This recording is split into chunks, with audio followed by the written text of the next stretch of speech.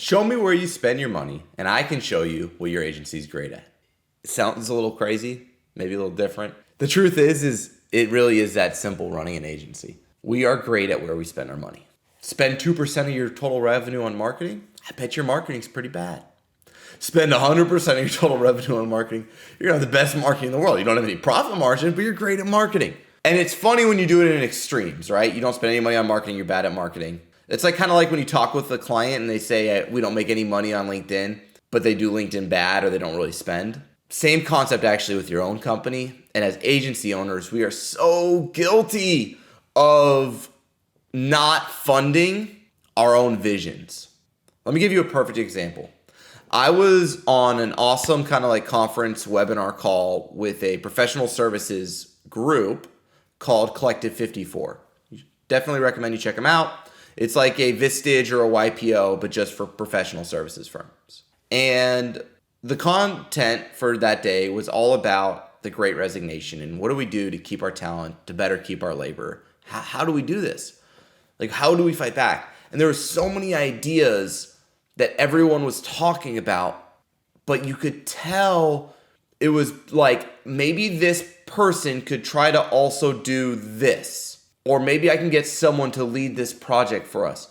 But no one was talking about fully funding a solution, so all of the solutions were still half-baked.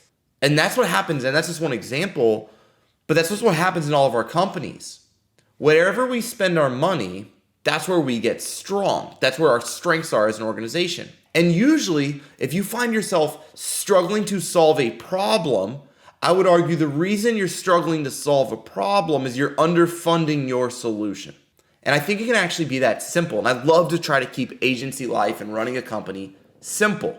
In other words, when there's something at Directive that I'm trying to make better and I'm trying to improve it, but I'm not making traction, I'm not making progress, it's normally because what I want, I've given to somebody to wear as an additional hat, not their only hat. In other words, I have, let's say, a head of people ops, and I want them to get us better at career mapping and employee development. So what I would have used to do is I would have talked with that person, done a one-on-one, maybe added it as a key result to their OKRs. But the truth is that's now the seventh thing they have on their plate. They still got recruiting, they still got like HR legal, they still have all the admin, they still might have onboarding, et cetera, et cetera. So what I really need to do, if I want to change the quality and make employee development a strength of my agency, I have to make employee development someone's full-time job. If I do that, I will solve the problem. If I don't do that, the problem will probably lag on. So what I want you all to do today is to think about what problems are you struggling with in your agency that you're still underfunding? And what do you need to actually fund and improve?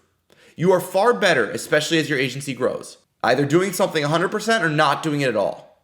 This like 30% thing where you go in front of the company and you say, we're going to do this, but then you don't fully fund it. It starts to erode your leadership and your vision and your commitment to your values.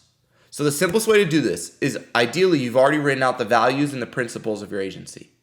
I want you to read through all your values, and I want you to also read through all the things that you want to be great at.